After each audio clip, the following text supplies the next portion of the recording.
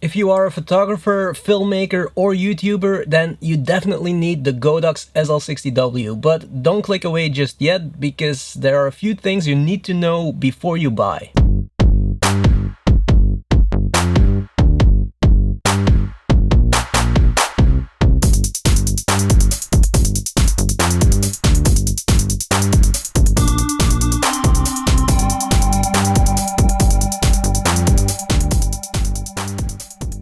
Okay, a little disclaimer first. Even though I worked as a professional studio photographer for like 8 or 9 years, I'm not an expert. For me, the end result is more important than all the technical details. That's also why the title of this video is Godox SL-60W, cheap is better than perfect, and by the end of the video you'll understand why, so let's get right into it.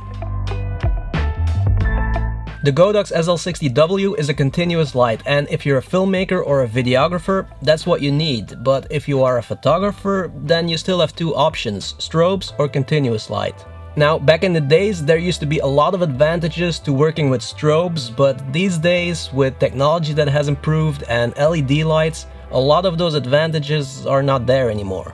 So it has become a matter of personal preference, even though in some cases you do need strobes or vice versa, but that's not what this video is about. I love continuous light because what you see is what you get, and I can use the same light for both photography and video. So for me, that's the biggest advantage of having a light like the Godox SL-60W. Now, if you're a high-end professional studio photographer and you demand perfection and price doesn't matter, then the Godox SL-60W maybe it's not for you, but for everybody else, it's a great value light.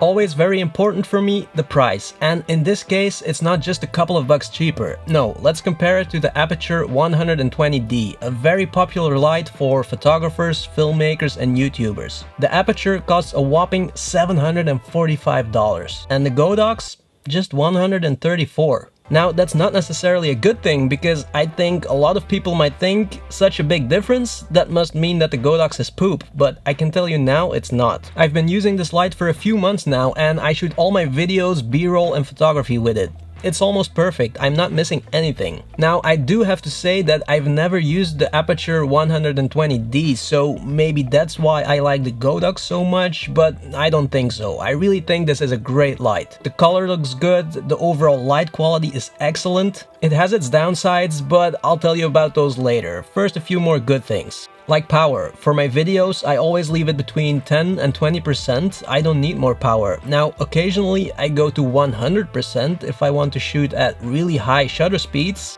but until now I've never felt the need for more power than 100% on this light. I do think that if you want to use this light on a small film set for, let's say, a short movie and there's more distance between the subject and the light, then it's not going to be strong enough. You're going to need more power. Another pro is the balance mount, which means you can mount all kinds of third-party reflectors and softboxes with the same mount. I bought a 120cm softbox with it from a cheap brand and it works great, no complaints. It even came with this grid to keep the light from spilling onto my background. The light also comes with this remote control, which is super useful, but the only thing you need to know is that the light and the remote control are not in sync with each other. So if you set it on 20% with the remote control, for example, and then you set it to 50% on the light itself, you won't see that on the remote control. And a few hours later you want to continue your work and you look at the remote control, it says 20%, but it's actually on 50. So you need to click it one time and then it syncs again.